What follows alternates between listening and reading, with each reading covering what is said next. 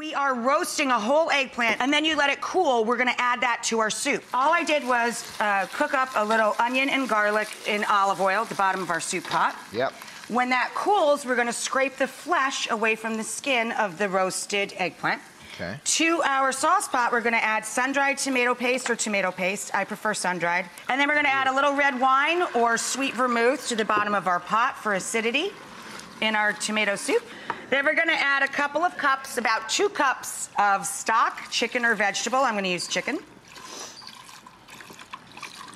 2 cups of passato or tomato puree, which is 1 jar. And then 1 can of San Marzano tomatoes. And then we let this cook down until the tomatoes break down.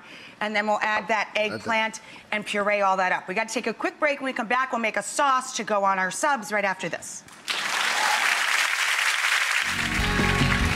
Added the roasted eggplant to the soup base, the plain tomato basil soup base. It's about to be tomato basil in a minute. And he's going to mix all of that together and puree that roasted eggplant into the soup. So it's like a smoky tomato soup. It's delicious. Yum. Curtis is going to serve up our second soup of this show. It's our superhero show, so we both made soup and heroes. Download them all. Look, oh my God.